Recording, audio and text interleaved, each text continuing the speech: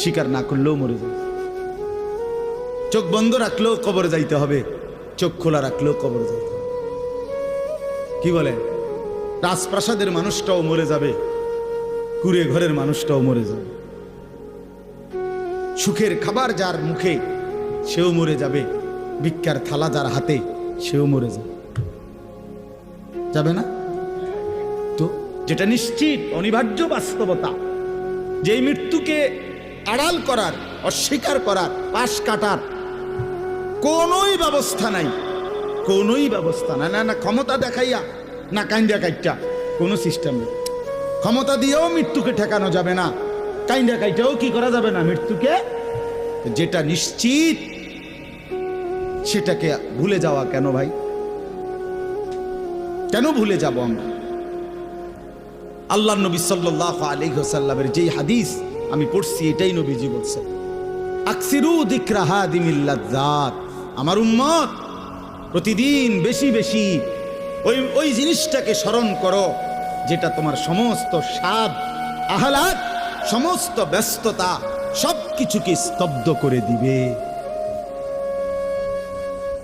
সবকিছু, সেটার নাম মৃত্যু। হাদিসে আছে মৃত্যু সবকিছু বন্ধ করবে। তোমার নাক, তোমার চোখের দৃষ্টি, তোমার কানের শ্রবণ শক্তি, তোমার জবানের উচ্চারণ, তোমার জিহ্বার স্বাদ, তোমার হাতের নড়াচড়া, তোমার ব্যস্ততার এই জিন্দিগি স্তব্ধ করে দিবে। দিবে কিনা বলে? আমি অনেক সময় বলি, আমার প্রায় সময় জানাজা পড়তে গেলে মনে হয়, দেখবেন জানাজার নামাজেও মনে করেন 10:30 বাজে জানাজার টাইম দিছে, 10:30 জানাজা, 10:34 বাজে গেছে, 30-40 বাজে গেছে।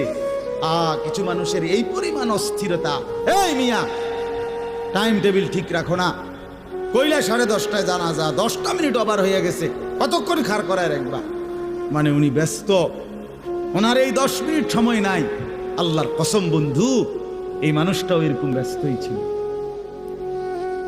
যে মানুষটার জানাজা হচ্ছে এখন, যার লাশ এখানে শোয়ানো, এই লোকটাও এমন ব্যস্তই ছিল। তার হাতেও একদিন সময় ছিল না। আজ গোটা পৃথিবী সব আগার জায়গায়, এই বেচারা শুধু নিস্তব্ধ। চোখের সামনের জলজ্জান্ত মানুষটা স্তব্ধ, আর হাত নড়ে না, পাও নড়ে না, আর চোখ নড়ে না, জিহ্বা নড়ে না। এজন্য দুনিয়ার এই ব্যস্ততার ভিতর দিয়ে আমরা যদি মনে করি যে আমি শুধুই দুনিয়া, ভালো মন্দ, লাভ লোকসান, চাওয়া পাওয়া, প্রাপ্তি অপ্রাপ্তি, মনের চাহিদা পূরণ, সবকিছু শুধু দুনিয়া ভাইয়া, বাবা তো আখিরাত কার জন্য? কবর কার জন্য? তাইলে নবীজি সাল্লাল্লাহু আলাইহি সাল্লাম কাকে তাইলে আখিরাত বুঝাইতে চাইছেন? আল্লাহর কোরআন এমন কোন সূরা নাই, কোরআন শরীফের 114টি সূরা, 114টি সূরার এমন কোন সূরা নাই, এমন কোন রুকু নাই কোরআনে যেখানে আখিরাতের কথা, পরকালের কথা আলোচনা নাই। এই পরিমাণ আল্লাহ তাআলা আখিরাত, আখিরাত, পরকাল, পুনরুত্থান, হাসরের মাঠ, এগুলো আল্লাহ তাআলা এতবার বলছেন, অস্বীকার করার, পাশ কাটার কোনো সুযোগ নেই, কোনো সুযোগ নেই।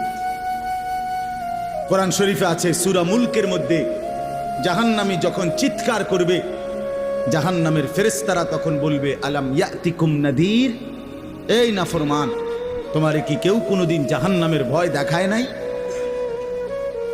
ক্বালু বালা, সে বলবে হ্যাঁ, কদ জাআনা নাদির, আমার কাছে বহু ভয় প্রদর্শনকারী বান্দা এসেছিল। কত ইমাম, কত খতিব, কত আলেম, কত ওয়াইজ, কত বক্তা, কত পীর, কত মাশায়েখ, কত আউলিয়া, কত বুজুর্গ চোখের পানি ফেলে ফেলে বারবার বারবার আমার এই জাহান্নামের কথা বলছিল, কিন্তু ফাকাদ্দাবনা, আমি মিথ্যা মনে করেছি। ওয়াকুলনা মা নাযালাল্লাহু মিন শাই, আমি আরো বলছি এগুলো আল্লাহ বলে নাই, তোমরা মোল্লারা, মুন্সিরা তোমরা বানায়া বানায়া বলো। হ্যাঁ, অনেক ব্যত্যমিজ লোক আছে, ও এত না, হুজুররা যত কয় এত না, না ওটা জানে, ওটা আগেও একবার ফিডা খাইয়া আইছে, ওটা একবার ঘুরে আইছে হাঁসরের মাঠ, ওটা জানে যত কয় এত না। ও কইতে লাগলে সবাই কয়, বাড়াইয়ে কয়, মাইক ফাইলে কে না কয়। এই সমস্ত বিদ্রুপ আলেমদের কথাকে আপনি অবজ্ঞা করিলেন।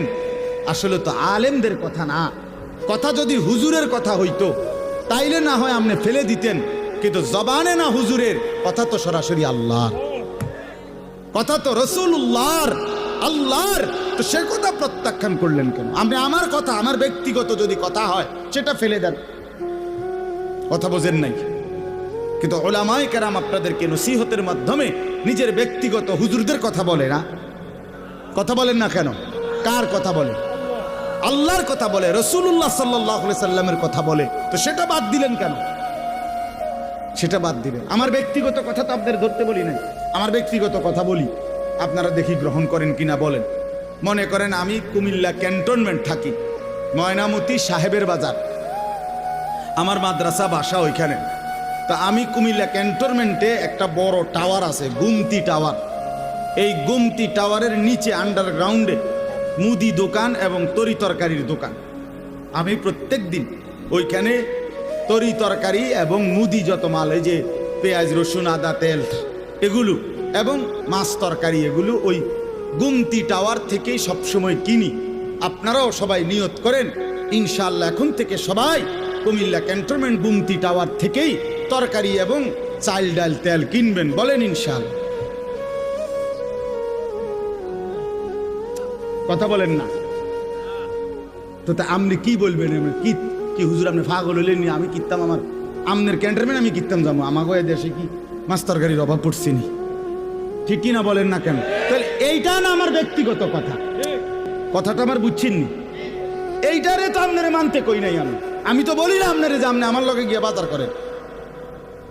তাহলে আপনি যে বললেন হুজুর এরম কয়, হুজুরের সব কথা ধরলে চলন যাইতো না বর্তমান জমানায়। আপনারা তো আমার একটা কথাও ধরতে বলি নাই, আপনাকে বলছি আল্লাহর কথা না ধরতে। আপনাকে তো বলেছি ভাইয়া রাসূলুল্লাহ সাল্লাল্লাহু আলাইহি ওয়াসাল্লামের কথা ধরতেন। আল্লাহর কথা ফিরায় দেয় কেমনে? নবীর কথা ফিরায় দেয় কেমনে? বলেন বাবা, মেহেরবানি করে। এই জন্য বুঝতে শিখেন, বুঝতে শিখেন। তিনটা জিনিস আমাদের মধ্যে লাজেম থাকা চাই। এক হলো তাওহীদ, দুই হলো রিসালাত, তিন হলো আখিরাত। এই তিন জিনিস ভুলে গেলে